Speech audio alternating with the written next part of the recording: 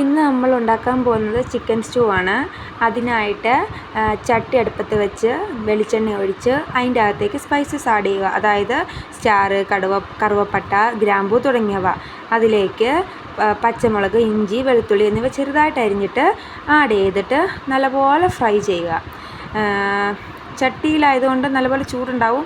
മൺചട്ടിയാണ്, അതുകൊണ്ട് ഇത് വേഗം കുക്കാവാൻ ചാൻസ് ഉണ്ട്. അപ്പോൾ നല്ലപോലെ ഫ്രൈ ചെയ്ത് ഒരു ബ്രൗൺ കളറാകുന്ന വരെ ഫ്രൈ ചെയ്യുക. എന്നിട്ട് അതിൻ്റെ അകത്തേക്ക് ചെറുതായിട്ട് അരിഞ്ഞ സവോള, എത്രയാണോ നമുക്ക് ആവശ്യം അതനുസരിച്ചിട്ടിട്ട് നല്ലപോലെ ഒന്ന് വഴറ്റിയെടുക്കുക. ഇത് ഒരു ബ്രൗൺ കളറാവുന്ന വരെ ഇതും വഴറ്റണം. അപ്പോൾ വേഗം വഴന്ന് കിട്ടാനായിട്ട് കുറച്ച് ഉപ്പ് ചേർത്തിട്ട് വഴറ്റിയാൽ മതി. അപ്പോൾ നമുക്കിത് വേഗം വഴന്ന് കിട്ടും. അപ്പോൾ ഞാൻ ഇതിനകത്ത് കുറച്ച് പാകത്തിന് ഉപ്പ് ചേർത്ത് നല്ലപോലെ വഴറ്റി. എന്നിട്ട് തേങ്ങാപ്പാലിൻ്റെ പൊടി ഇളം ചൂടുവെള്ളത്തിൽ കലക്കിയെടുത്തു. അപ്പോൾ നിങ്ങൾക്കിത് കിട്ടുന്നില്ലെങ്കിൽ തേങ്ങ ചീരകിയിട്ട് അതിൻ്റെ പാലെടുത്ത് ചേർത്താലും മതി. അതായത് രണ്ടാം പാൽ ചേർക്കുക. ഇപ്പോൾ എനിക്കിവിടെ തേങ്ങ അവൈലബിൾ അല്ലാത്തതുകൊണ്ടാണ് ഞാൻ ഈ പൊടി എടുക്കുന്നത്. അപ്പം ഇത് ചൂടുവെള്ളത്തിൽ കലക്കി അവിടെ നമുക്ക് റെഡിയാക്കിയിട്ട് വെക്കാം. അപ്പോഴത്തേക്ക് നമ്മൾ ഉള്ളിയും ഒരു സാധനവും എല്ലാം വഴന്ന് കിട്ടുന്ന സമയം നോക്കിയിട്ട്. പിന്നെ നമുക്ക് വേണ്ടത് ചിക്കൻ. ഇത് ചിക്കനാണ്. പിന്നെ പൊട്ടറ്റോ ഉണ്ട്, ക്യാരറ്റും ഉണ്ട്. ഈ പൊട്ടറ്റോയും ക്യാരറ്റും ഞാൻ നല്ലപോലെ ആദ്യമേ കുക്ക് ചെയ്തെടുത്തതാണ്. ഒന്നിച്ചിട്ട് വേവിക്കുമ്പോൾ ചിലപ്പോൾ ഇതിൻ്റെ വേവിലൊക്കെ വ്യത്യാസം വരും. അതാകുമ്പോൾ ഇത് നല്ലോണം ഉടഞ്ഞ് ചേർന്നോളൂ, നേരത്തെ വേവിച്ചിട്ട് ചിക്കൻ്റെ കൂടെ ചേർത്താൽ. അപ്പം അതുകൂടെ റെഡിയാക്കി വെച്ചു.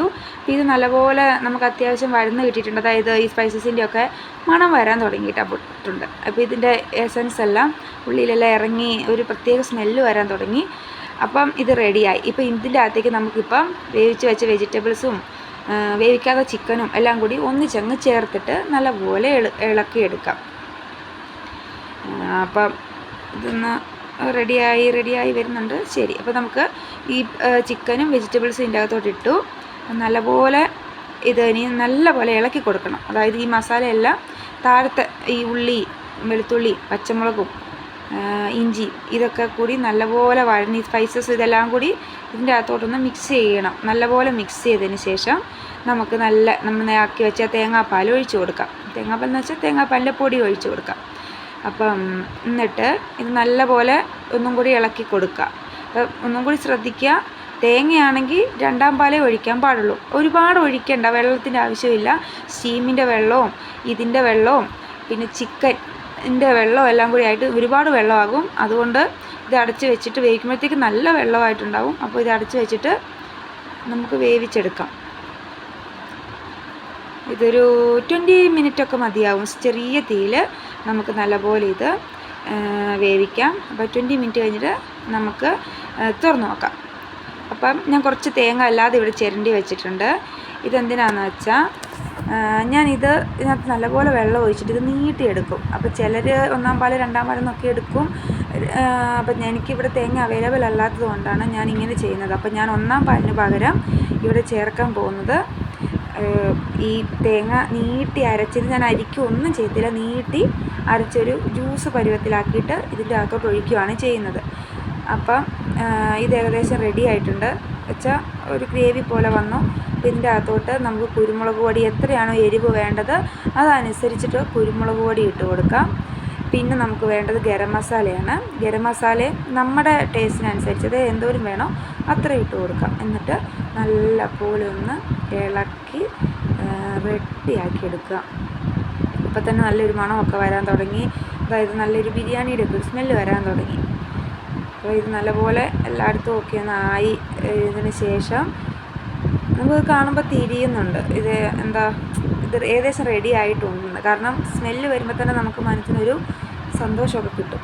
അപ്പം പിന്നീട് നമ്മൾ ഒഴിക്കേണ്ടത് ഈ അരച്ച് വെച്ച തേങ്ങ പാലാണ്. എല്ലാവർക്കും ഇങ്ങനെ ചെയ്യണമെന്നില്ല കേട്ടോ. തേങ്ങയുള്ളവർക്ക് തേങ്ങാപ്പാൽ തന്നെ ഒഴിക്കാം. ഞാനിവിടെ സിറ്റിയിലായിട്ട് തേങ്ങ അവൈലബിൾ അല്ല, അതുകൊണ്ടാണ് ഇങ്ങനെ ചെയ്യുന്നത്. പിന്നെ തേങ്ങാപ്പാൽ ഒഴിച്ച് കഴിഞ്ഞാൽ നമ്മൾ ഒരുപാട് സമയം ഇതിട്ട് തിളപ്പിക്കാൻ പാടില്ല. തിളക്കേറി വരുമ്പോഴത്തേക്കും നമ്മളിത് ഓഫാക്കണം. പിന്നെ അത് മാത്രമല്ല, ഞാനിവിടെ ഉണ്ടാക്കിയിരിക്കുന്നത് മൺചട്ടിയിലാണ്, അതുകൊണ്ട് നല്ലപോലെ ചൂട് നിൽക്കും. അപ്പം ഞാനിത് ഓഫാക്കി കഴിഞ്ഞാലും നല്ലപോലെ ഇത് തിളച്ചുകൊണ്ടിരിക്കുന്നു. അതുകൊണ്ടാണ് ഞാനിത് പെട്ടെന്ന് സ്റ്റൗ ഓഫാക്കി. അപ്പം കണ്ടോ, ഞാനിത് ഓഫാക്കി വെച്ചിട്ട് പോലും നന്നായി തിളച്ചുകൊണ്ടിരിപ്പുണ്ട്. അപ്പം നമ്മൾ സാധാ പാത്രത്തിലൊക്കെ ആക്കുന്നവരാണെങ്കിൽ കുറച്ച് ഒന്ന് തിളകേറി വരുമ്പോൾ ഓഫാക്കിക്കോ.